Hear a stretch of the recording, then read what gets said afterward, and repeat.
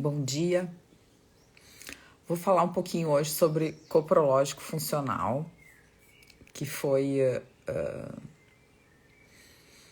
é um assunto que muita gente pergunta, foi algo que eu ando pedindo mais do que eu gostaria, queria dar bom dia para todo mundo. Como eu tô trabalhando muito com coprológico, eu resolvi fazer essa live. Se você tem o seu coprológico aí, você pode fazer perguntas, enfim, a gente pode ir conversando sobre o coprológico, porque é um exame muito adequado para quem trabalha com doença, né? Toda doença, na minha opinião e na opinião de muitas pessoas, começa e termina no intestino. Então a gente vai falar sobre o exame que talvez seja o ponto base para que a gente comece a tratar o intestino.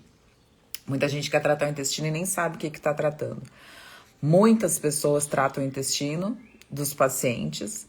Eu recebi essa semana um site, um link para olhar, que era sobre fórmulas mágicas, assim. Então, Immunocure,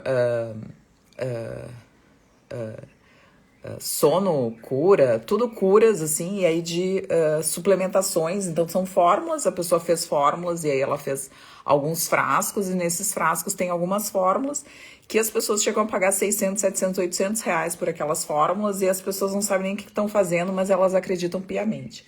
E às vezes as pessoas reclamam do valor de uma consulta médica e elas estão pagando 600 reais por um suplemento. Então, por que eu acho importante consultar? Não é porque eu sou médica, é porque realmente as pessoas começam a falar e costumam falar que medicina integrativa não funciona, que ortomolecular não funciona, mas elas fazem da forma errada. Não adianta tomar um suplemento, precisa saber por que está tomando aquele suplemento. E quando a gente fala em intestino, em restaurar, reformular, resgatar a função intestinal, que na esmagadora maioria dos pacientes está alterada, e quando a gente pede um exame desses, que é o que eu vou falar, realmente está alterado, as pessoas falam, eu faço cocô todo dia. Mas aí tem uma vitamina B12 baixa, tem uma vitamina D baixa, tem um zinco baixo, tem um selênio baixo, tem um ferro baixo. Então, faço cocô todo dia, mas e aí? O que isso quer dizer? O que isso significa, né? Então, eu vou falar exatamente sobre o coprológico, que é um exame bastante simples, é um exame super antigo, tem pouquíssimo material sobre coprológico em português. Poucos países fazem exame coprológico do jeito que a gente tem aqui no Brasil, graças a Deus. A gente tem exames muito bons feitos aqui no Brasil e é um exame super antigo, tem muita literatura sobre coprológico esparsa, não tem nada muito conciso, assim, muito unido em relação ao coprológico, mas se tu colocares, por exemplo, no PubMed, eu tava só dando uma passada agora antes da live, sobre areia intestinal, né? Areia intestinal é uma das coisas que a gente consegue ver no coprológico. E aí tem descrição de areia intestinal de 1902, de 1800 e pico. Então, assim, a literatura traz muita coisa, mas é tudo muito esparso. Então, assim, não diz sobre areia intestinal e amido, por exemplo. Fala só sobre areia intestinal e eles queriam entender por que alguns pacientes tinham areia intestinal. E areia intestinal é uma das coisas que a gente consegue ver no coprológico. Enfim, então, agora já entrou algumas pessoas, então vamos começar falando sobre o coprológico, né? Eu vou colocar aqui só pra gente colocar o assunto da live, para que todo mundo saiba. Se você tem um coprológico, você pode me mandar uma pergunta, se você quiser até entrar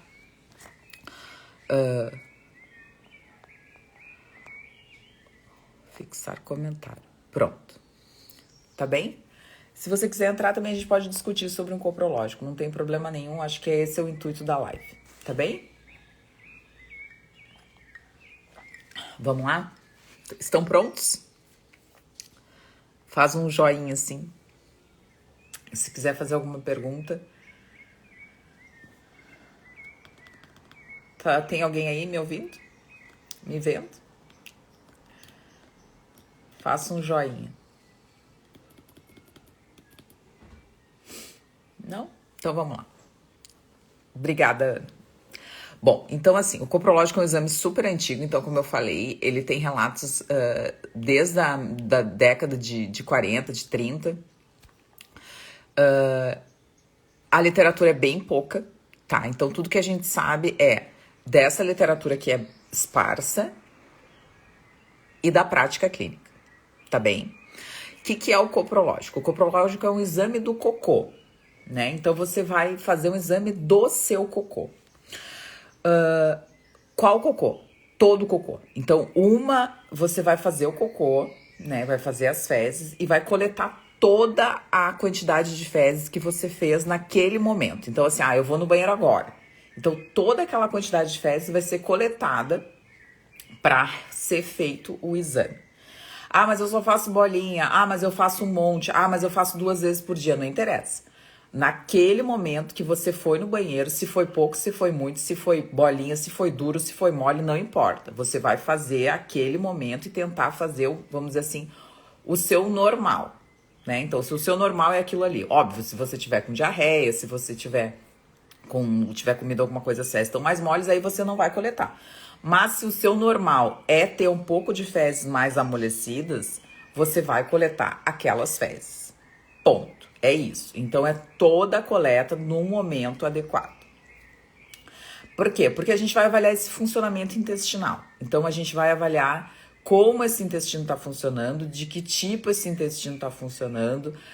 E isso também vai vir descrito no exame. Então, vai vir uma parte macroscópica, que é a descrição das fezes em si. Então, em relação ao odor, em relação a aspecto, você vai tirar uma foto até para fazer esse acompanhamento, né? Porque como as fezes às vezes não são feitas, e eu sempre oriento fazer em alguns laboratórios que não são na cidade da pessoa, você vai tirar uma foto, mandar a foto, e consequentemente você vai pedir, vai descrever e vai pedir para que seja visto a foto que você está mandando também, né? Porque pode ser que as fezes cheguem de uma outra forma, né? Então é importante que você faça as fezes e tire a foto para acompanhar também. E aí você vai ver, da parte macroscópica, essas questões de cor, de cheiro, de forma, né, de consistência, né, e de aspectos, e se tem alguma coisa estranha ali daqui a pouco nas fezes, você também vai acabar sendo descrito ali. Então, o que é importante? Que sejam fezes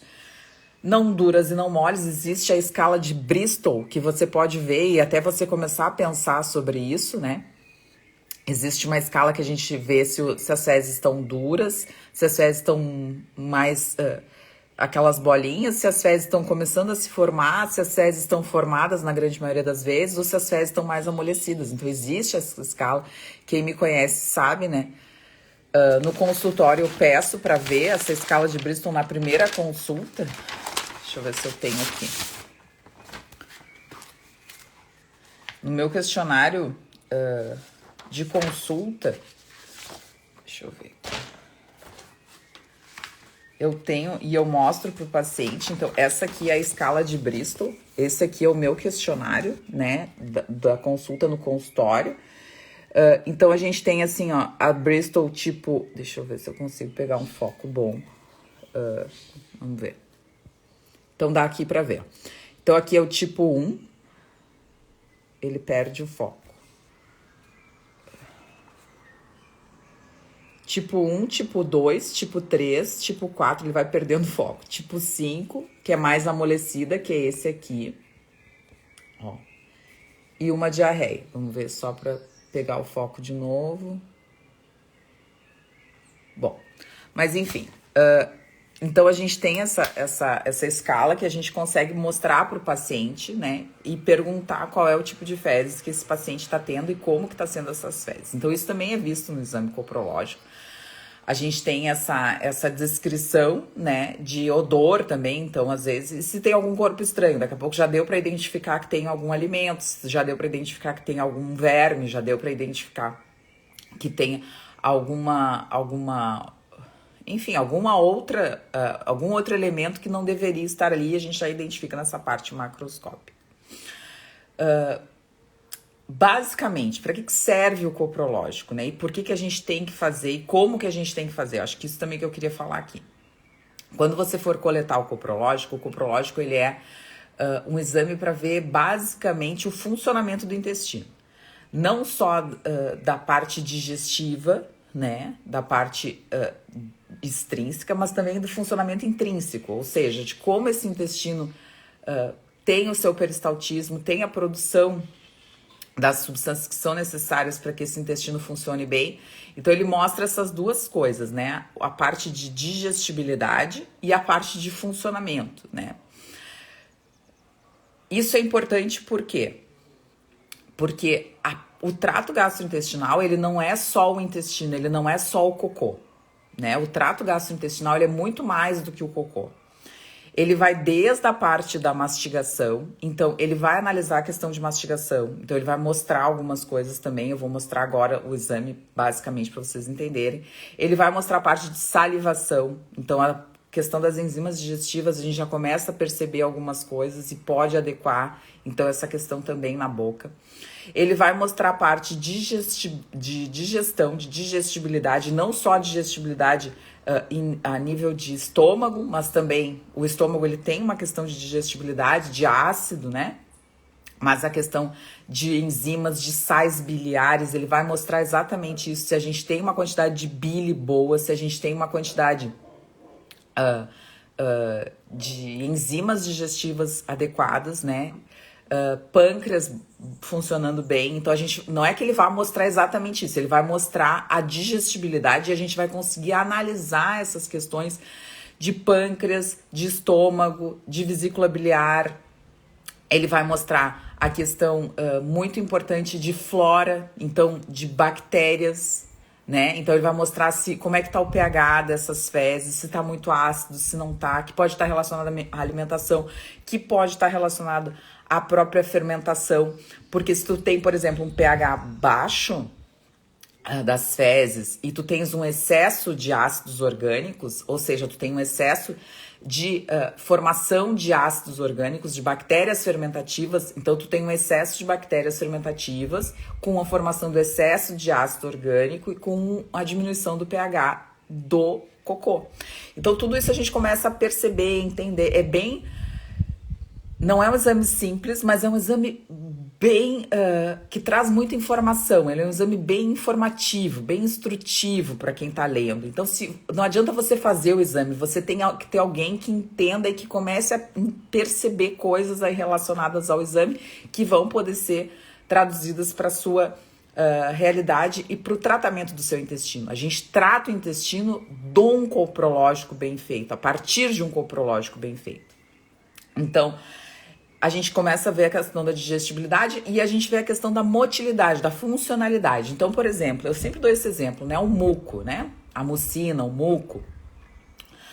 Muitas pessoas têm muco nas fezes e o muco ele tem que estar presente nas fezes ou não? O que vocês acham? Vocês acham que o muco, que é produzido a nível intestinal, ele tem que estar no final das fezes? Você tem que fazer cocô com o muco? Me responde, você acha que sim ou não? Enquanto eu tomo uma água.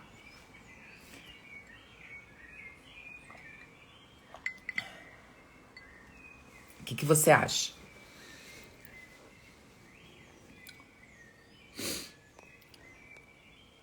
Vamos lá, pessoal. Vamos participar, porque é bem importante. Assim, é um assunto bastante complexo e vocês têm que entender.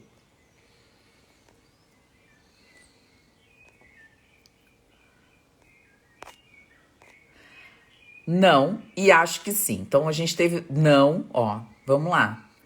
Bom dia, sim, a Diane disse que sim, a Lutiane disse que não, a Mirella disse que não, a Ana disse que acho que sim, a Gisele disse que não, a Mari disse que não, a Fátima disse que não sempre. Bom, então vamos lá. Bastante gente falou aqui, ó. Tem bastante gente falando. Bom, então, por exemplo, o muco, né? Se a gente tem a presença de muco nas fezes, alguma coisa está errada. Então é não. A resposta é não. A gente não tem que ter muco nas fezes. O muco, ele auxilia basicamente vamos dizer assim, no trânsito, no trato gastrointestinal. Então, ele vai auxiliar no peristaltismo. O que é o peristaltismo? É o movimento que o intestino tem, que vai ordenhando as fezes para que as fezes consigam passar de um segmento para o outro. O intestino ele é muito grande, né? Não só o intestino delgado, o intestino grosso ele é grande, o intestino delgado é grande, o duodeno tem 4 porções. O estômago tem também uma parte grande, o esôfago tem outra. Então, assim, a gente tem um trato gastrointestinal enorme, né? A gente não tem só o intestino. O intestino é uma das partes, né? Mas a gente tem todo o nosso o trato gastrointestinal, ele vai da boca ao ânus, né? Então, a gente tem um tubo que, se a gente fosse colocar, ele é um tubo reto, ele é um cano reto, né? A diferença é que a gente tem diversas partes, porque cada parte é responsável por um tipo de função, tem a sua função, né? Deus nos fez da forma mais perfeita possível e, consequentemente, ele fez com essas particularidades. Então, quando a gente tem o muco auxilia nesse trânsito do cocô, vamos dizer assim, nessa passagem do cocô dentro do trato gastrointestinal. Então, ele é uma substância mais viscosa. Vocês sabem o que é muco, né? É uma coisinha mais viscosazinha, assim, uma coisinha mais... não é fluida, mas ela é mais viscosa, então ela auxilia nesse trânsito.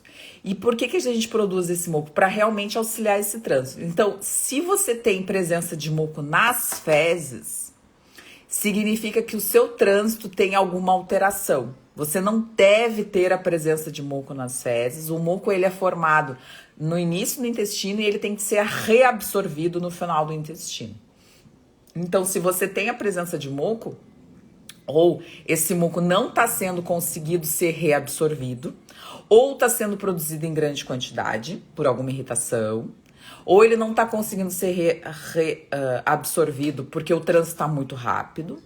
Então, assim, você tem que entender que a presença de muco nas fezes indica alguma patologia funcional, né?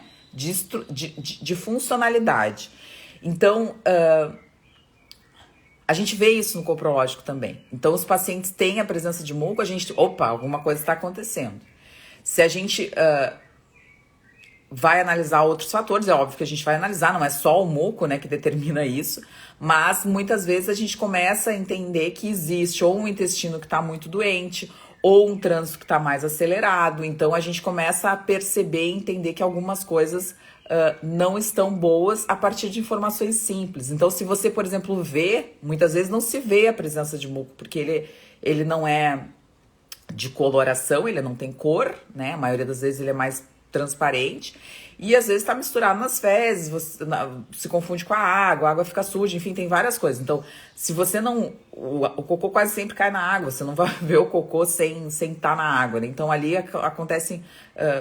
a visão de quem tá vendo o cocô não é a mesma, por exemplo, de quem tá vendo as fezes lá quando você vai colocar no potinho. Então, perceber muco nas fezes é mais difícil, mas o exame percebe, ele descreve, né? Ele relata isso nas fezes. Legal que a Ana entendeu ali, né? Sobre a questão do muco. Mas eu tô dando o exemplo do muco, que é um dos exemplos, né? Básicos que a gente tem. Mas o exame coprológico funcional, ele traz muito mais do que muco. Então, como a gente estava dizendo, a primeira parte é uma parte mais macroscópica, a gente enxerga mais a parte visual, então é mais descritivo, né? E quando a gente vai fazer esse exame, uma coisa muito importante, tá? Anotem aí. A gente precisa, para fazer o exame, estar comendo de tudo. Muitas vezes a pessoa diz, mas tem a dieta para fazer exame. Não existe a dieta para fazer exame. Se você procurou um médico para mudar e para curar o seu intestino, você tem que fazer uma dieta que vai ser a dieta que você vai manter para, teoricamente, sempre, né? Qual é a dieta que você vai manter teoricamente para sempre? Uma dieta baseada em comida de verdade. Ponto. Se você vai fazer a dieta do coprológico comendo lixo, você nem precisa fazer o coprológico, porque você já sabe que tá um horror, tá? Então, e você vai continuar com horror, então continua com a sua vida que você tá, e você não vai gastar o dinheiro, porque esses exames bons, eles são caros. Eu pedia antigamente exames coprológicos pelo convênio, e os exames estão cada vez piores. Então, eu comecei a não pedir mais pelo convênio e pedir exames coprológicos realmente bons, que eu tenho como fazer diagnósticos bons.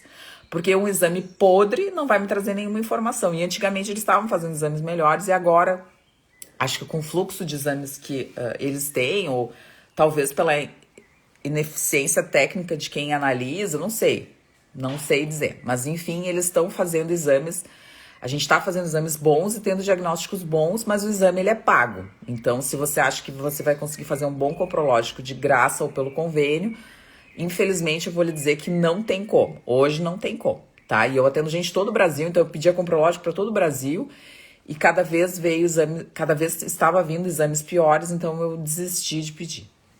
Hoje eu peço, aqui em Porto Alegre, na região metropolitana, tem um laboratório que faz um exame muito, muito bom.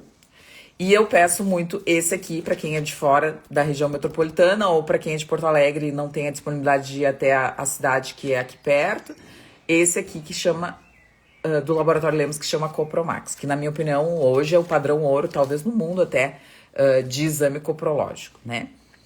E eles estão cada vez melhores, eles estão cada vez dando mais informação, tá muito bom o exame mesmo, tá? Mas tem que saber tem que saber interpretar, ele não dá laudo nenhum, então não adianta você pedir o exame, vem um microlaudo que não adianta para absolutamente nada, você precisa saber interpretar, você precisa saber os dados desse paciente, você precisa entender a vida desse paciente, você precisa saber a história das doenças desse paciente, você precisa saber as medicações que esse paciente está tomando e ele precisa de orientação também. Então eu sempre falo, a gente modifica a dieta, orienta sobre essa dieta e essa dieta precisa ter o quê? Todas as comidas de verdade, carboidratos, proteínas e gorduras, tá? Carboidratos, proteínas e gorduras são o quê? Carboidratos, amidos, então você vai comer fibras solúveis, fibras insolúveis, então você vai comer batata, você vai comer cenoura, você vai comer couve, você vai comer alface, você vai comer fibras solúveis e fibras insolúveis, né? Em todas as suas totalidades. Você pode comer mandioca, aipim, né? Você pode comer beterraba. Você pode comer os carboidratos em geral e os que têm fibra e os que não têm fibra, tá? Todos têm fibra, mas tem algumas fibras que são insolúveis e tem fibras que são solúveis. Então, você vai comer todos os carboidratos, né? Todos que eu digo os grupos, né? Então, eu falo sempre assim, comer batata, cenoura, comer uma alface ou uma couve, um espinafre, enfim, 3 dias antes do exame. Então, essa mudança tem que ser 3 dias antes. Não adianta um dia antes você comer isso. Não, você tem que vir comendo 3 dias antes do exame, porque a gente aí já tem uma microbiota bacana, ela já consegue ser modificada após 3 dias, né? E a gente tem também essa questão de que você comendo essa estratégia alimentar com comida de verdade, que já vai ser o seu tratamento para sempre, você também já vai saber o que você realmente vai aproveitar dessa estratégia alimentar. E agora a gente vai falar depois sobre isso. Então, precisa comer os carboidratos, você precisa comer proteína. Proteína é não só o músculo, então proteína é proteína, tecido conjuntivo, então você precisa comer um pouco das entranhas, dos meios, você precisa comer uma carne que não seja tão bem passada, então você escolha comer uma carne que não esteja tão bem passada, um pouco, não precisa ser o boi berrando, como a gente diz aqui no Rio Grande do Sul, mas você precisa comer um pouquinho de carne que não esteja tão bem passada, uma carne um pouquinho mais vermelhinha. Porque tem a questão dos tecidos conjuntivos e tem a questão da proteína muscular um pouco mal digerida, e aí isso aí também influencia o cozimento da carne. Então eu sempre falo isso, coma uma proteína. Essa proteína você pode comer um frango, pode comer um peixe, não tem problema algum.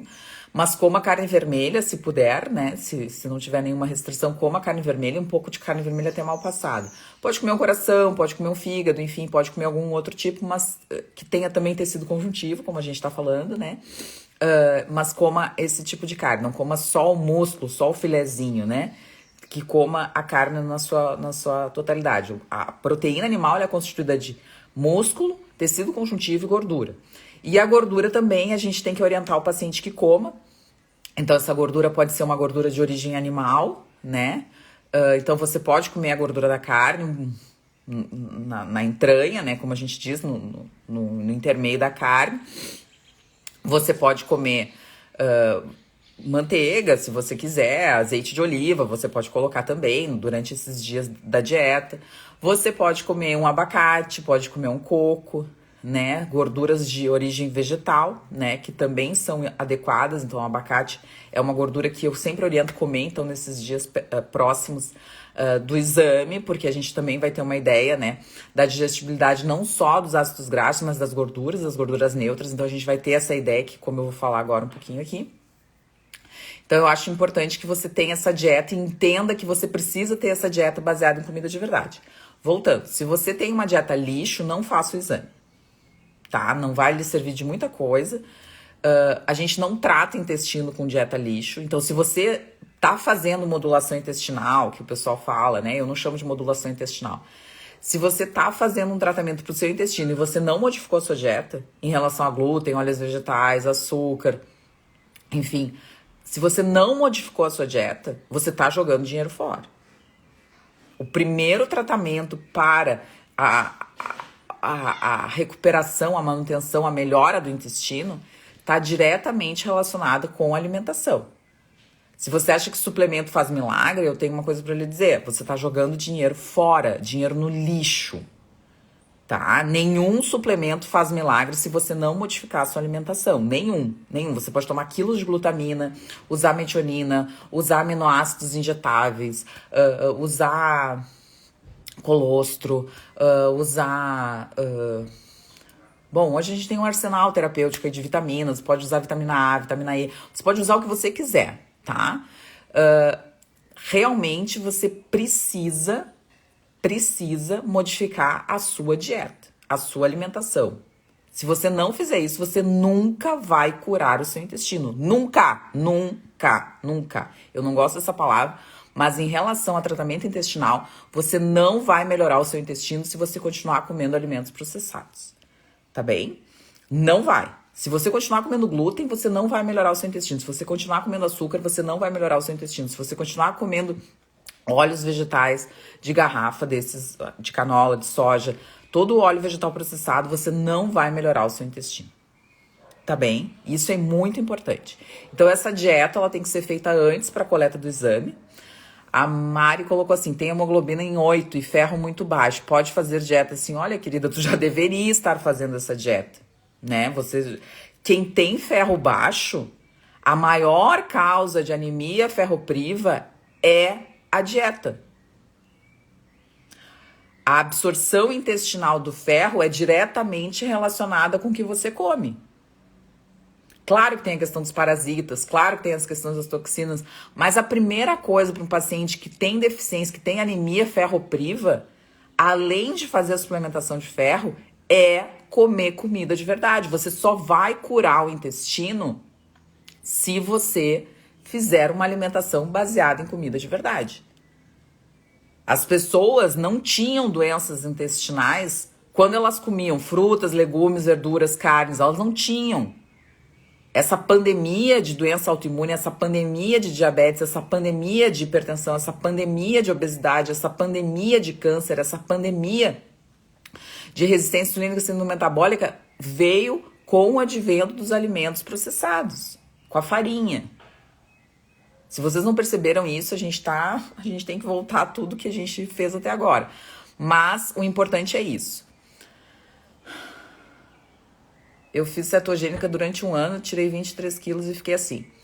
Porque eu falo sempre, Mari. Assim, quem me acompanha sabe. Quando a pessoa faz dieta cetogênica, faz dieta carnívora, ela necessariamente precisa fazer com acompanhamento médico. Quando eu falo, tem muita gente que fala assim, mas é um absurdo porque eu emagreci e tal. Eu conheço muita gente de dieta cetogênica que tem anemia ferropriva. Nem sabe o que está acontecendo. Vocês têm que lembrar, vocês têm que entender que dieta cetogênica é uma dieta que se você não fizer uma reposição vitamínica, você pode ficar muito doente sim. Desculpa, mas é verdade. Então, assim, isso é muito importante. Tenho muitas recaídas com glúten e é visível a inflamação nos períodos que eu consumo mais. Ponto, é isso aí. Então, assim, para você tratar o seu intestino, você precisa primeiro, antes de tomar qualquer suplemento, não pense em tomar suplemento. Não pense. Suplemento é a segunda parte do processo. A primeira é retirar. Então, você precisa retirar da sua alimentação os alimentos que são extremamente inflamatórios, que aumentam a permeabilidade do intestino, que prejudicam a absorção de outros nutrientes que poderiam ser absorvidos. Então, você precisa fazer isso. Então, essa dieta é muito importante para realizar o exame, tá bem? Bom, depois que você fez essa dieta, você coletou o seu cocô, vai vir o resultado dos exames. E aí, a primeira parte, que é essa parte macroscópica, é a parte que descreve como é que é as fezes, então tá descrevendo o cocô, e ele fala basicamente sobre o que ele viu de elemento de digestibilidade. Então ele descreve, eu vou ler ipsis literis aqui, como é o exame Copromax que eu mostrei pra vocês, só pra vocês terem uma ideia de tudo. Ai, pois então... Pois é, querida, mas é que tu tem que procurar um médico, meu amor, pra gente ver como é que tá esse intestino, ó. Eu sei que agora eu tô muito fraca e além disso volto a engordar 10 quilos. Assim, ó, antes de qualquer coisa, vocês têm que tratar essa anemia ferropriva, tá? Antes de qualquer coisa, antes de pensar em dieta, você precisa tratar, se você tá com 8 de hemoglobina, você precisa tratar o 8 de hemoglobina. Tá bem? Você não tava com 8 de hemoglobina, fez uma estratégia nutricional, ficou com 8 de hemoglobina, começou a perder, não conseguir absorver ferro, ou daqui a pouco tá perdendo ferro, não sei o seu caso. Mas isso é importante. Se você tá muito cansada, muito fraca, hemoglobina de 8, o que eu tenho pra lhe dizer é, você precisa tomar ferro. Ponto. Às vezes não só o ferro, às vezes algumas outras coisas, acabou perdendo cobre, enfim... Tem uma infinidade de coisas, tá? Então, não faça nenhuma estratégia nutricional sem acompanhamento médico. Ponto. Tá bem? Acho que esse é também um dos recados da live. Tá bom? Não faça, não faça. Você vai se arrepender. Pode ser que dê certo, pode ser... Aqui em Portugal os médicos só mandam porque... para arroz comer. Mas tem que tomar o ferro. Aí em Portugal tem bastante suplemento com ferro e vale a pena. Tem uns ferros muito bons aí. Então, ou consulta, tem médicos agora... me manda uma mensagem que eu te mando sobre um contato de um médico que saiu aqui de Porto Alegre e foi para Portugal, tá bem? Me manda que depois a gente conversa. Bom, então o que ele mostra? Ele mostra assim, tecido conjuntivo presente, ausente, fibras vegetais, muco, areias intestinais, batata, cenoura, pois então... fibras musculares, celulose, fibras vegetais indigeríveis, amido cru, amido amorfo, amido incluído, flora iodófila, ácidos graxos, agulhas de ácidos graxos, fosfato amoníaco magnesiano, cristais de oxalato de cálcio, cristais do coprosterol, cristais de Charcot-Leyden, leucócitos, hemácias, células epiteliais. Então essa é a avaliação macroscópica. Olha que bacana, olha que interessante. Então, tantas informações em um só exame macroscópico. Então, a gente vai ver a questão da digestibilidade das proteínas. Então, a gente tem ali para fibras musculares, tecido conjuntivo, né? Ele coloca ali, isso, ele descreve como tecido conjuntivo, fibra muscular. A gente tem toda a parte do amido, né?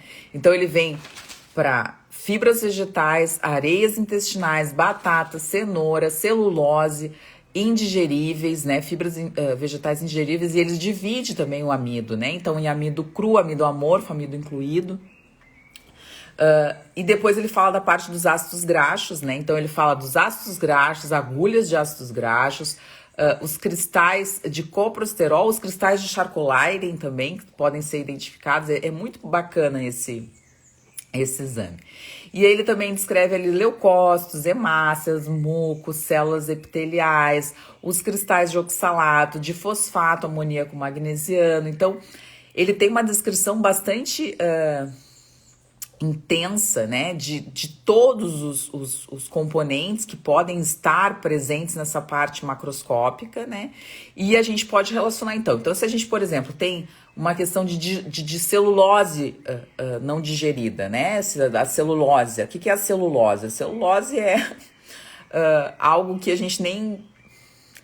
Os animais, né, os ruminantes, eles aproveitam a celulose como fonte de energia. Então, eles têm 4 estômagos para digerir a celulose, né? A celulose e a hemicelulose, as gramíneas que os ruminantes comem, elas são digeridas, então, e são metabolizadas como fonte de energia para esses animais. Mas a gente não tem as bactérias que os ruminantes têm, a gente não tem 4 estômagos.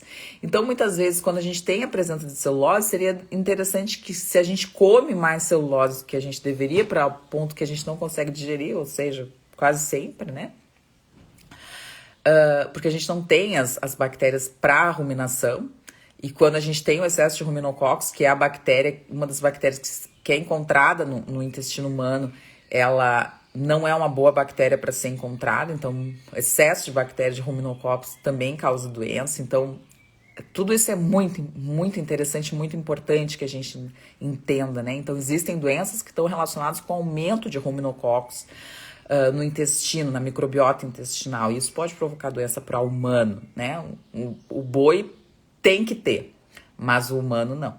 Então, a gente vai fazer, talvez, uma adequação, né, de sais biliares, de enzimas digestivas, quais enzimas digestivas a gente vai prescrever para esse paciente.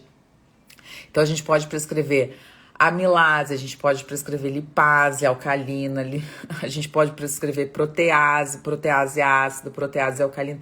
Tudo isso baseado nos exames que a gente está vendo, nessas descrições que a gente está vendo. Então, isso é muito importante. Se a gente tiver a presença de leucócitos, por exemplo, então a gente tem um percentual de inflamação. E o exame também descreve quais são os marcadores inflamatórios que estão presentes através de alguns marcadores específicos. Eu vou falar sobre isso daqui a pouquinho.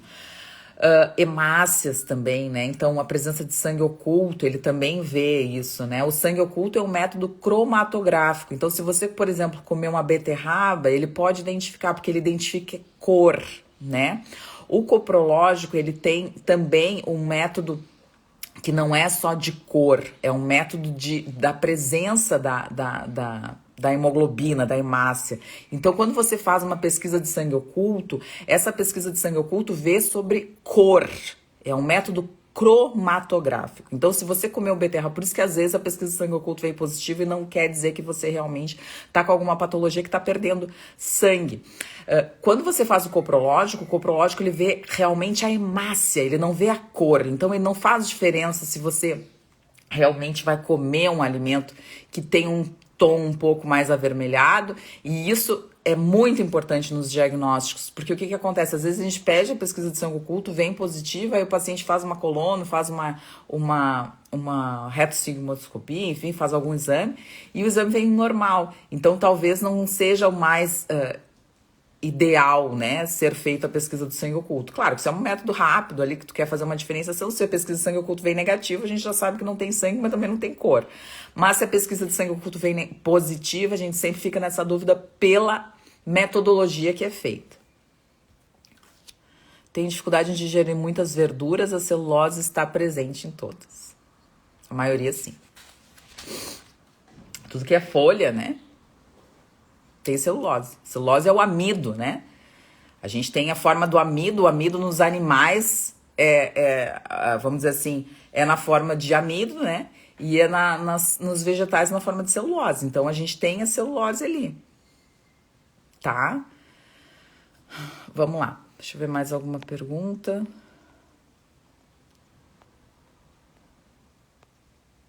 Minha homocisteína estava em 10 em dezembro e 16 em maio. Alguma causa intestinal? Todas. Todas. Todas as doenças, todas as doenças começam no intestino. Se a homocisteína aumentou, o que quer dizer? Que você está com uma dificuldade de metilação. Se você está com uma dificuldade de metilação, você tem dificuldade no que auxilia ao processo de metilação. E o que auxilia o processo de metilação são vitaminas e minerais. Se você está com dificuldade em vitaminas e minerais, é porque o processo de metilação não está sendo completo por falta de vitaminas e minerais. Então, aconteceu alguma coisa. Esse é o problema. As pessoas não começam pelo básico. Você vai no médico e ele diz assim, não, toma esse monte de suplemento aqui, tá tudo certo, ó, faz esse daqui que tá tudo certo. Mas por quê? Mudou a alimentação? Você está conseguindo absorver bem, você está conseguindo digerir bem, você está conseguindo ter níveis adequados de vitaminas e minerais? Se você só suplementar, você sabe o que você está fazendo? A medicina tradicional, que é, eu tenho um sintoma, eu tomo um remédio. Ah, eu tô com anemia ferropriva, toma ferro. Ah, tá. E qual é a causa da deficiência? Não importa.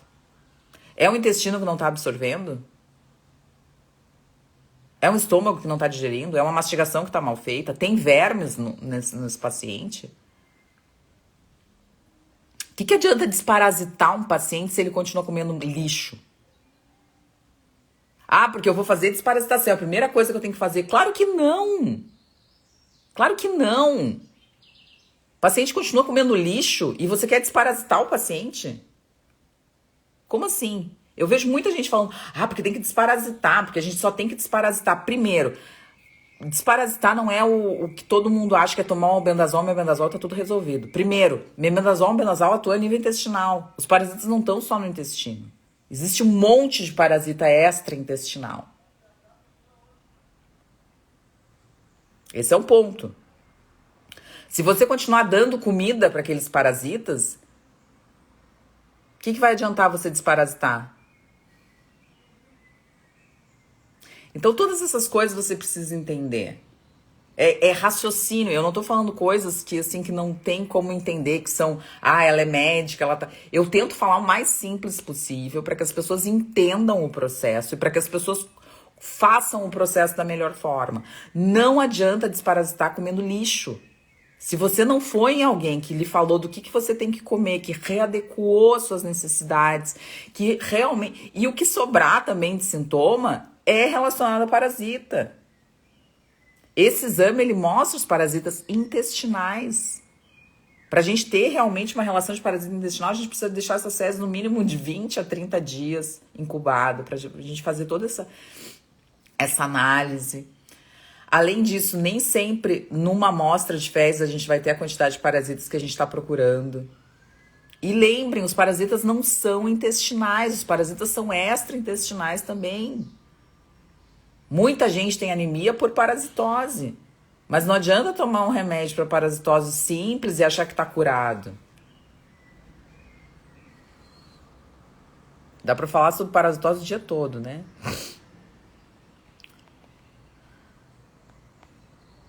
Comer muito porco faz mal. Depende. Eu acho que comer muita coisa de uma só faz mal. É a minha opinião, tá? Ninguém vai ser saudável e não foi... O mundo não se desenvolveu assim. As pessoas não se desenvolveram comendo só um alimento. A gente comia o que tinha na época que tinha. Então, nem sempre tinha maçã, nem sempre tinha couve, nem sempre tinha carne, nem sempre tinha tudo. Então, eu acho que o equilíbrio tá nos 3 macronutrientes, na mesma proporção e nas todas as formas de carne. Se você tem alergia, é uma outra coisa. Se você tem intolerância, é uma outra coisa. Se você tem sensibilidade, é uma outra coisa. Mas, teoricamente, comer de tudo em proporções parecidas. Essa é, para mim, na minha opinião, a estratégia alimentar melhor que tem. Vamos continuar. Enzimas digestivas para bariátricos é uma boa opção para melhor absorver na dieta low carb sem processados? Nem sempre. Aí talvez seja melhor dar aminoácidos, por exemplo, quando for estar em proteína, né? Então, enzimas digestivas nem sempre é uma boa opção para bariátrico. Para bariátrico, não. Para a maioria dos pacientes, sim, principalmente paciente idoso, né? Paciente idoso deveria fazer uso de enzimas digestivas depois de um bom coprológico. Mas bariátricos, às vezes, não. É melhor dar aminoácidos na questão proteica, né? Acho, às vezes, mais adequado para absorção. Bariátrico é um mundo à parte, né? Porque eles perderam a capacidade digestória toda, né? Principalmente quem faz sleeve, né? E no bypass também, né? Mas bariátrico é uma pessoa que vai sofrer nessa questão digestória para sempre e vai precisar de reposição para sempre. Bariátrico é o paciente que nunca vai parar a suplementação. Eu digo que são os pacientes eternos do nutrólogo. Se as pessoas soubessem a merda que elas fazem fazendo cirurgia bariátrica, elas jamais fariam. Hoje, o que tem de trabalho mostrando, né, as doenças com a bariátrica, quando eu evito de ler sobre bariátrica muito porque eu fico cada vez mais chocada, né? Como tem gente fazendo bariátrica. Então, o bariátrico, ele é o suplementador eterno. Ele vai sempre... Quando a pessoa faz cirurgia bariátrica, ela tem que saber que ela vai ter que gastar para sempre. E um valor bem alto todo mês. Senão, o nível de saúde dela vai ser sempre péssimo. Não, metais não. Esse exame para metal não, tá, Janete? Então vamos continuar, senão eu não vou terminar, pessoal. Já tô quase 1 hora, eu preciso terminar, tá? É um assunto que tem muito a ver com bactéria Helicobacter pylori. Sim. Um assunto muito interessante. Boa tarde, não. Bom dia, né, Anabela? Não sei onde é que tu anda, meu amor. Mas agora já foi, Vanessa. Já fez, já foi, tá? Fez a bariátrica, já foi. O que eu falo vai ter que gastar um dinheirão. A Andrea botou assim, bem legal. O pior é não deixar os hábitos depois de ter feito cirurgia bariátrica. Exatamente isso. Assim, bariátrica é ruim, tá? Mas assim, não entender por que mutilou o corpo é pior ainda do que fazer bariátrica. Então assim, a Vanessa, ela tá tentando fazer low carb e tal, mas é aquilo que eu falo. Tem que entender... Tudo bom, Anabela, querida? Tem que entender que você cortou um pedaço do seu corpo para tentar resolver uma coisa e que se você continuar fazendo as mesmas coisas, você vai voltar a engordar. 60% hoje dos bariátricos voltam. Mais agora, eu não sei. Eu não ando lendo muito sobre bariátrica, eu tô lendo mais sobre outras coisas que não relacionadas à bariátrica. Mas se você não entender isso, é pior ainda. A Andrea falou perfeito, brilhantemente. É exatamente isso. Então, assim, se você fizer a cirurgia bariátrica, aguente as consequências. Esse é o primeiro ponto. Você vai precisar suplementar para sempre, tá? Você não tem capacidade digestória, a sua microbiota vai mudar completamente. Você não tem mais a capacidade de modular essa microbiota como a gente tem, porque é aquilo que eu falo. Você tem um estômago normal, bom ali no lugar, tudo certinho.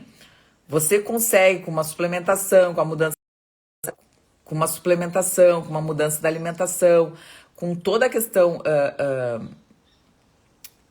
de hábitos realmente de vida, de melhorar a sua questão de digestibilidade. Agora, se você fez bariátrica, você não tem mais isso. Acabou. Fim. Então, você vai precisar suplementar, você não vai conseguir tomar uma quantidade, por exemplo, de ácido clorídrico da mesma forma, porque você nem tem por que tomar. E isso influencia na microbiota, isso influencia na digestão, isso influencia em toda a questão da absorção. Então, tá bem? O bariátrico, ele não se aplica muito nesses... O coprológico até ajuda, mas ele não se aplica muito, tá? Mas eu acho que deveria fazer... Todos os pacientes do planeta Terra, para tratar o intestino, todos os pacientes que querem se curar, melhorar, deveriam fazer o coprológico. Depois ele vê o pH, ele vê a questão hepática, então ele mostra estercobilina, bilirrubina, substância redutora, e ele vê também a questão de sangue oculto, né, que era o que eu tinha falado, né, que não é um método tão cromatográfico, ele é um método mais de hemácia, né, então de célula mesmo. Depois ele vai para um exame químico, que é um exame imunológico, que eu acho muito interessante, que talvez seja uma das coisas mais interessantes, né? Então ele mostra a questão da alfa-1 antitripsina, marcadores inflamatórios, a calprotectina, a lactoferrina, a IgA secretora, que eu peço bastante e que está muito relacionada com os processos de autoimunidade, a zonulina, que quem me conhece sabe como eu falo de zonulina, e a histamina. Que hoje, graças a Deus, então o Lemos já traz então esse exame de histamina fecal. Então a gente consegue perceber que pode existir sim uma síndrome estaminérgica, uma intolerância histamínica pelo aumento da histamina nas fezes. Então muitos pacientes têm sintomas que não melhoram e isso está relacionado com a alimentação. A gente às vezes tira, tem um outro exame, vou aproveitar e mostrar aqui. Que eu tô com muitos prontuários em casa, porque eu tô tentando resolver a vida de alguns pacientes. Então, assim, esse aqui é um outro exame. Não posso mostrar nomes, né? Acho que nem dá pra ver. é um outro exame que ele mostra as intolerâncias alimentares. Então, aqui não é intolerância, desculpa, as hipersensibilidades alimentares. Então, a gente, por exemplo, vê aqui, ó, o que tá em vermelho e laranja mais escuro, alimentos que existe uma sensibilidade alimentar maior do paciente, e muitas vezes a gente retira esses alimentos e a gente continua. Então, a gente pode pensar em intolerância histamínica. Essa intolerância histamínica hoje a gente já consegue ver. Então, a histamina é um marcador, né, muito, muito interessante para pacientes que têm síndrome do intestino irritável, distensão abdominal crônica, dores abdominais crônicas, que têm dificuldade com a alimentação, que tá sempre remando com os food maps, né? Então, tirei o food maps, não melhora e tal. Intolerância histamínica é uma das opções. Doenças crônicas de pele. Então, pacientes que têm doenças crônicas de pele estão muito relacionados, dermatites crônicas,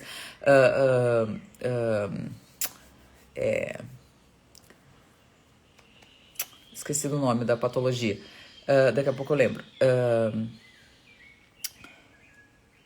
Que eu tava falando? Dermatites crônicas, psoríase, né, doenças de pele autoimunes, então estão muito relacionados com o aumento dos níveis de histamina. Depois, deixa eu só fazer uma coisinha, só um pouquinho.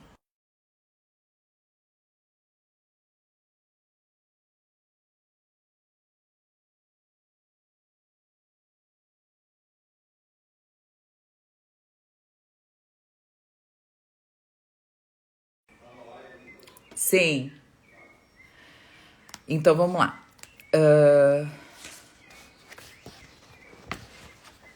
Depois ele mostra ainda a elastase pancreática, as dosagens dos ácidos orgânicos, os ácidos totais e a quantidade de gordura também, né? Pelo método Sudan, que é bem antigo isso aí. Depois tem uma parte de parasitológico. Então, a gente tem a parte de eumintos, né? Então, a parte de vermes, a parte de protozoários, né? Tem a parte do Helicobacter pylori, então ele consegue detectar o antígeno para o Helicobacter, então é muito bom esse exame. O Gram, então ele mostra na microbiologia, ele faz um esfregaço e ele vê se tem mais bactéria Gram negativa, Gram positiva, isso também é bastante interessante para a gente fazer depois uma modulação, se precisar fazer essa modulação com probióticos, né, deixa eu só colocar aqui, que vai acabar a bateria. Então, a questão dos probióticos, a questão dos probióticos a gente também pode fazer baseado nesse exame. E a parte também de fungos, então que eu acho sensacional. Então ele faz uma microbiologia específica também para fungos, ele faz não só a pesquisa de fungos, a pesquisa direta, mas ele faz a semeadura para fungos, então ele também mostra então, a pesquisa de fungos e se tiver ele vai identificar qual fungo que tem, porque ele também faz a cultura. Buenas. Então, e além disso, ele faz para algumas bactérias específicas, então para Microsporidium, para Cryptosporidium e para Mycobacterium, mais para pacientes imunossupressos mesmo, então se você usa imunossupressor, enfim, ou se você tem uma doença autoimune que faz uso de imunossupressor, ou se você tem alguma doença que tem um fundo de imunossupressão, ou faz o uso de algum imunossupressor, essas bactérias elas são mais oportunistas, né? Não só o Mycobacterium, mas o Cryptosporum e o Microsporidium, que ele chama, né? São bactérias que realmente são mais oportunistas, então ele também verifica e faz a microbiologia para elas. O que é importante saber de tudo isso? Que a gente consegue ter uma avaliação no coprológico da macro, da digestibilidade, da funcionalidade, da inflamação, do sistema imunológico, das infecções, dos parasitas, né, de fungos, bactérias. A gente consegue também ter uma percepção muito interessante do que realmente tem que tratar e como tem que tratar. Então, muitas vezes a gente tem essa dificuldade diagnóstica por não ter exames tão completos, então ele é um exame bastante completo. Ai, só deixa eu tirar meu pé daqui, que tá me incomodando. Tô com gelo no pé e começou a dar uma queimadinha, eu tirei. Quem não sabe, quebrei o pé, né? E tô com gelinho no pé, tô fazendo crioterapia algumas horas. Então, ele é um exame muito interessante, é um exame muito bacana para a gente saber, então, como começar, como melhorar essa questão, como a questão da digestibilidade, melhorar a questão da absorção, melhorar alguns parâmetros inflamatórios, atuar. Então, a gente consegue atuar para diminuir histamina, para diminuir zonulina, para melhorar a IgA secretora, para melhorar a calprotectina, lactoferrina, para melhorar a alfa-1 antitripsina, que são todos marcadores que a gente tem de inflamação, que o sistema imunológico está ativado. Então, se tiver que tratar algum parasita, tratar algum fungo, tratar alguma bactéria, a gente também vai saber fazer. Ele vai trazer essa questão específica, então, de ácido orgânico, a gente saber se tem mais bactérias fermentativas, se tem mais bactérias putrefativas. Então, assim, é um exame muito completo, é um exame muito sensível para a parte do sistema digestório. E se você tem uma doença autoimune, se você tem uma doença inflamatória do intestino, se você tem uma síndrome intestinal, que muitas vezes não é só a síndrome do intestino irritável, se você tem uma hipersensibilidade visceral, se você tem uma sintomatologia que muitas vezes não consegue tratar, óbvio que a questão dos alimentos é muito importante, mas o coprológico é fundamental. O coprológico é fundamental. Todos os pacientes, na minha opinião, deveriam ter um coprológico. Hoje eu peço mais coprológico para quem tem patologia intestinal. Mas se o paciente quer fazer, eu acho sensacional, porque a gente já começa, vamos dizer assim, limpando e tratando da melhor forma possível, né? É um exame que não é barato, é um exame caro. Então, hoje eu acredito que esteja em torno de R$ 1.500, então não é um exame barato, tá? Mais uma consulta, mais suplemento, enfim, você vai acabar gastando. Mas eu digo assim, como eu falei no início da live, né, quem chegou agora, né? Eu recebo tanta coisa todos os dias. Ah, esse suplemento é bom. Ah, isso aqui é bom. Eu vou postar agora no final da live. As pessoas gastam em comida, gastam em iFood. Outro dia eu tive uma paciente que eu conversei, ela disse assim, ai, doutora, a senhora nem imagina, eu gastei quase R$3.000 de iFood esse mês. Pessoal, R$3.000 de iFood, vai na feira, vai no açougue, compra comida, R$1.000, se você é sozinho, vocês não gastam R$1.000 na feira, no açougue para fazer comida todo mês. Sobra aí R$2.000 que você pode fazer o coprológico e ainda marcar consulta. Então, assim, ó, o que eu tenho pra dizer? E lá dá pra fazer em vezes também, no Lemos dá pra fazer, eles têm como fazer em vezes, enfim. Então, assim, eu oriento que façam um investimento na saúde de vocês com um bom coprológico. Mas não adianta fazer o coprológico e achar que ali não tem laudo, eles não interpretam, não adianta falar com Lemos. Eles não fazem nenhum tipo de interpretação de tratamento, eles não fazem.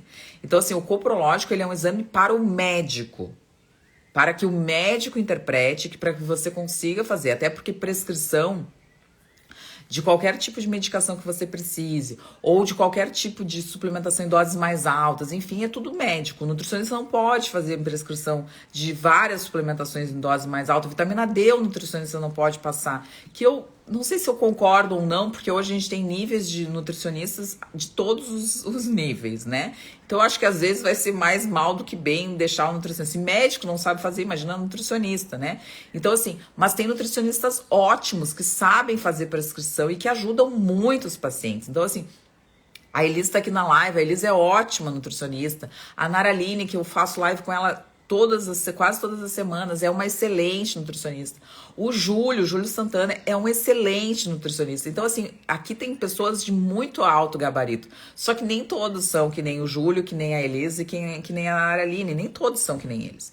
Então, tô dando 3 exemplos, tá? De profissionais que eu indico os pacientes.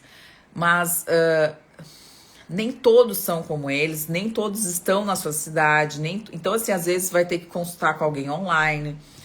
Às vezes vai ter que conversar com um profissional online, às vezes as pessoas não querem, mas eu acho que vale muito mais a pena você conversar com alguém online, consultar com um médico online, consultar com um nutricionista online, do que esperar alguém na sua cidade, encontrar alguém na sua cidade que tenha um pensamento, que saiba interpretar um exame tão importante quanto esse. O nutrólogo que não sabe ler um coprológico não é nutrólogo. Nutrólogo trabalha com alimentação. A alimentação é base em intestino. No intestino, a base é um coprológico. O nutrólogo que não sabe Não é que nutricionista não pode, eles só podem suplementar até 2.000 unidades por dia. Então, o nutricionista, a Elis tá aí para me falar se eu tô falando verdade ou mentira, né? Pois é, ó, a Elis falou, mas se ele é tão completo assim, vale mais do que ficar fazendo. Eu acho, Elis, sinceramente eu acho. A Elis tá aí para me dizer, o nutricionista ele não pode prescrever doses elevadas de nenhuma suplementação. Eles não podem, tá? O médico pode. Por isso que é tão importante. Eu entendo que o nutricionista, ele tem que ser 4.000. Então, viu? Ó, errei ali, 2 para 4 tá próximo. Então, assim, muitos pacientes não precisam de 4.000. 4.000 não vai melhorar a deficiência vitamínica desses pacientes.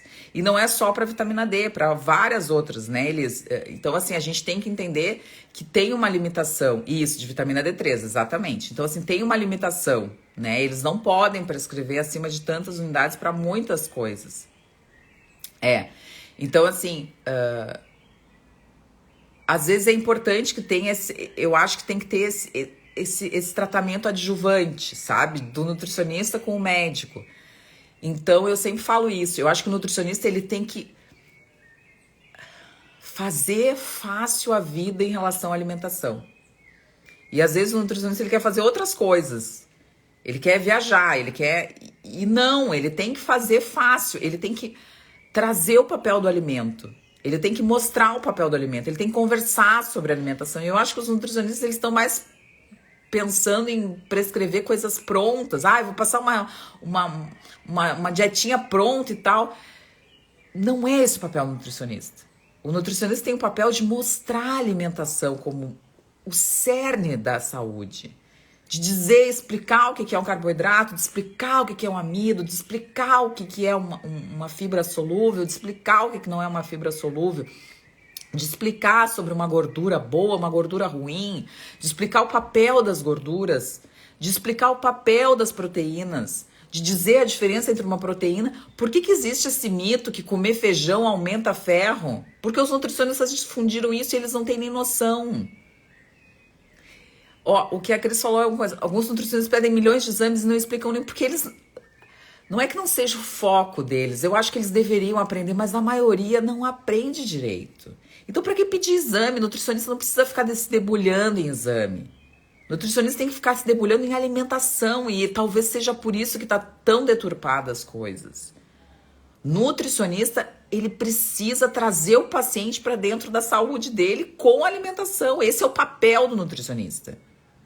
Só que eles estão mais preocupados em fazer outras coisas do que trazer a alimentação. Então o paciente vai no Nutri e o Nutri não explicou sobre uma gordura, o Nutri não falou sobre uma fibra, o Nutri não falou que fibra não faz cocô, que não é a fibra que faz fazer o cocô, é a alimentação, é a irritação, é a inflamação, é o estresse oxidativo. Essas coisas que o nutricionista tem que trazer. O nutricionista está preocupado em repor coisinha para pré-treino de academia, em repor uma vitamina não sei do que nem sabe o que tá fazendo, e que nem tem nível cérebro para saber, mas não sabe nem o que tá absorvendo. O cara tá com uma deficiência de ferro, não sabe nem como é que tá o intestino desse paciente. Então, eu acho que isso é o mais importante. Que a gente traga esses nutricionistas que são bons de verdade, que falam sobre realmente o que é importante. Vou pegar o exemplo, a Elis fala bastante sobre a questão do esporte, que eu acho super importante, porque é o que ela tá gostando, é o que ela tá fazendo. A Naraline fala muito sobre o intestino, então ela fala como é importante tomar água, sabe? Como é importante tomar água, como é importante ter uma alimentação, ela mostra a alimentação dela. Eu acho tão legal, por isso que eu convidei a Naraline para fazer parte também comigo. Ela mostra o que ela come, ela mostra o que ela faz, o que ela cozinha. Sabe? É isso que o nutricionista tem que trazer. Ela fala sobre o cocô, ela fala, pessoal, tem que fazer cocô, a gente tem que saber que cocô tem que ser... É isso. É exatamente esse o papel do nutricionista. Só que os nutricionistas estão querendo viajar, eles estão querendo fazer coisas que não é da alçada deles, sabe? Umas coisas que não tem cabimento, nem cré com lé, e eles esquecem de falar isso, de falar o papel do glúten, de falar o papel dos alimentos, de falar o papel dos processados, de falar o papel da carne, da gordura. Então, é isso que eu acho importante. Então, agora chegou a Mônica, que é a futura nutricionista, então também é isso que as pessoas têm que fazer. É isso que elas têm que fazer. Então, o coprológico ele serve para isso, para mostrar a importância da alimentação que os nutricionistas deveriam trazer e que não trazem. O nutricionista dá para um paciente uma dieta pronta e ele não sabe qual é o alimento que aumenta a estamina.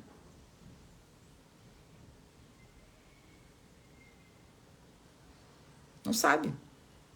E sabe o que é o pior? É que o nutricionista não estuda. Ele não tem a humildade de estudar. Então, por que não estão falando? Se a gente está com tanto paciente com aumento de estamina nas fezes, por que não estão falando sobre alimentos que aumentam a estamina? Exato, eu acho que o nutrólogo não tem que prescrever dieta. Eu não prescrevo dieta para os pacientes. Eu mando, quando o paciente tem, eu falo para o paciente sobre os alimentos. Exato. Não é que ele não, assim, eu não vou puxar brasa no meu assado. Não é que ele não possa. Eu acho até que ele não precisa, porque tem um nutricionista. Não é que ele não possa. Eu só acho que ele não precisa. Quando o paciente não entende a dieta, ou quando o paciente tem dificuldade de dieta, quando ele não precisa. Quando o paciente diz assim, doutor, eu não tô conseguindo, eu preciso de um nutricionista porque eu não tô conseguindo fazer a dieta, eu digo, querida, eu não passo dieta, consulta, eu não passo dieta. Se vocês verem alguma dieta minha, vocês podem ter certeza que não foi eu que passei. Eu não passo dieta. Primeiro, que eu não tenho nem tempo. Segundo, que eu acho que não é o meu papel. O meu papel é identificar a causa de doença, é tratar a doença, é me focar no intestino, é me focar no estresse oxidativo, é me focar em disfunções de mitocôndria, me focar em doenças autoimunes, me focar em diabetes. Esse é o meu papel. Esse é o meu papel. O meu papel não é passar dieta. E quando eu vejo que a Ana Paula tá aqui, a Ana Paula, a filha dela é minha paciente. Eu falei, só que assim, eu queria ter passado alguém que fosse de fora, mas eu queria que tivesse tocado na paciente. Então eu passei uma nutricionista aqui de Porto Alegre. Mas eu acho importante que a gente tenha essa ideia de que tem dificuldade de nutricionista bom em tudo que é lugar. E o nutricionista, ele serve exatamente para isso. A Ana tava com dificuldade na dieta da Alice, e eu falei, Ana, eu não tenho como te ajudar. Eu vou te passar para uma nutricionista. Porque eu passei o que ela deveria comer, a gente fez um monte de exames, esse exame a Alice fez também, enfim, eu peço para quem tem doença mais grave eu acabo pedindo, enfim, para quem tem dificuldade intestinal eu acabo pedindo. Então eu acho que isso é importante. Eu não tô para passar dieta, e eu não vou passar dieta. Quem faz dieta é o nutricionista. Ele passou 4 anos estudando, 5 anos estudando para fazer dieta, não sou eu não estudei para isso. Eu também nem tenho pretensão para isso. Mas é fundamental que o nutricionista saiba fazer uma dieta sem estamina. É fundamental que o nutricionista saiba fazer uma dieta sem resíduo. É fundamental que um nutricionista saiba fazer uma dieta clara. É fundamental. Fundamental. Para isso que serve um nutricionista. E para ele chegar para a mãe da Alice, por exemplo, e dizer assim, ó, a gente vai fazer assim, assim, assado, esse alimento é assim, assim, assado, a gente vai pegar e vai ver o rótulo assim, assim, assado, esse tipo de conservante é assim, assim, assado. É isso, o nutricionista serve para isso, para ele trazer o paciente para dentro da alimentação. Agora o cara tá querendo fazer X, Y, Z e não sabe o básico, bom, por isso que tá desse jeito. O nutricionista na internet tem que falar sobre comida. E médico tem que falar sobre doença. E comida quando está relacionada ao caso da doença. Tá bem? Direcionar o nutricionista para ajudar o paciente. Equipe, exatamente isso. É isso aí. O nutricionista, ele tá para ajudar, para dar ideia, para fazer cardápio, para saber os alimentos, para falar sobre os alimentos. Pô, o nutricionista tem que falar sobre comida. Ele aprendeu, ele passou 5 anos falando sobre comida, aprendendo sobre nutrientes, sobre cálculo nutricional, sobre matriz energética. Pomba! Sabe?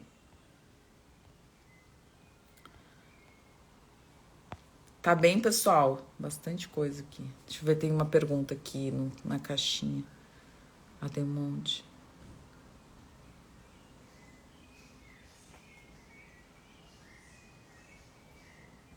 Ah, não, foi da outra coisa. Tá bem. Bom, então é isso, pessoal. Um bom domingo para vocês. Espero que vocês tenham entendido um pouquinho sobre coprológico.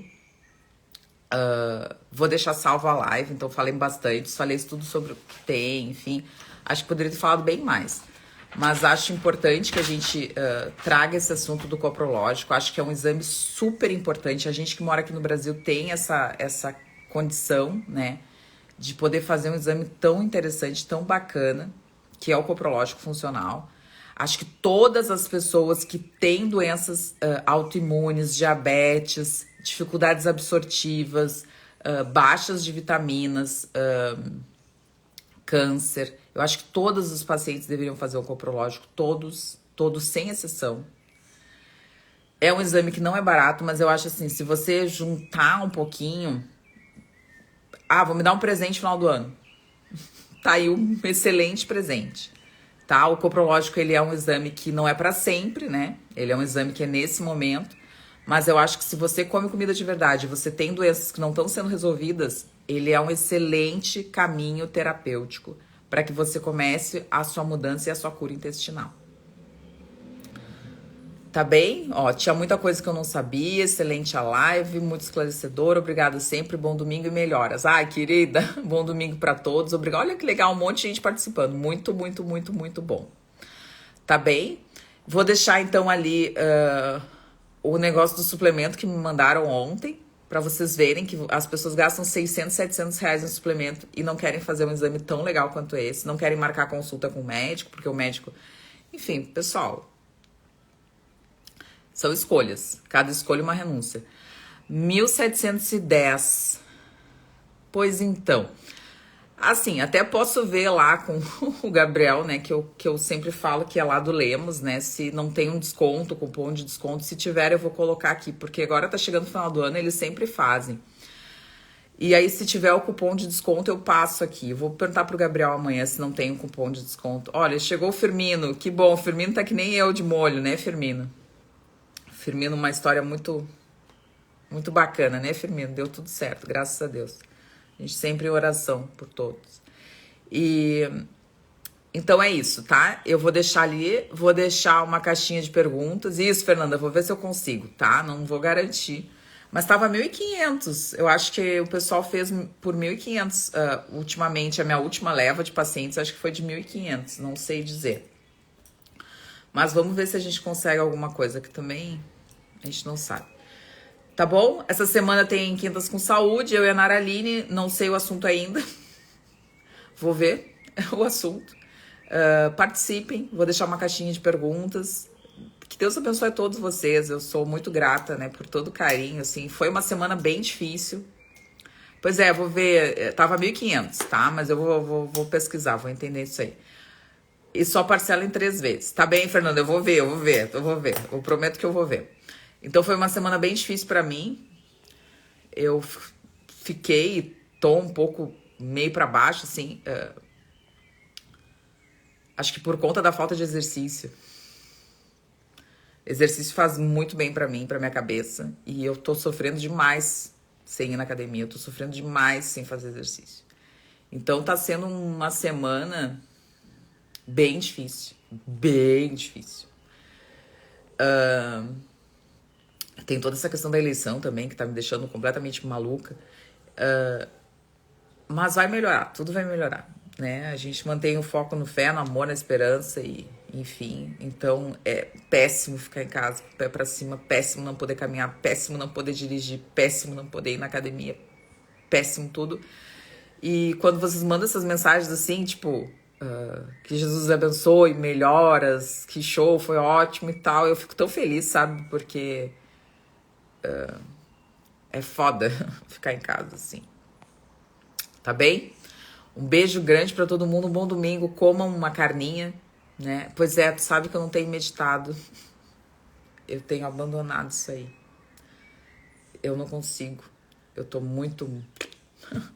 Mas vai melhorar, tá bom? Tudo vai passar, eu sei que vai. Um beijo grande, um bom domingo. Comam uma carninha de qualquer tipo. E aproveitem o domingo, né? E até quinta-feira. Um beijo. Tchau, tchau.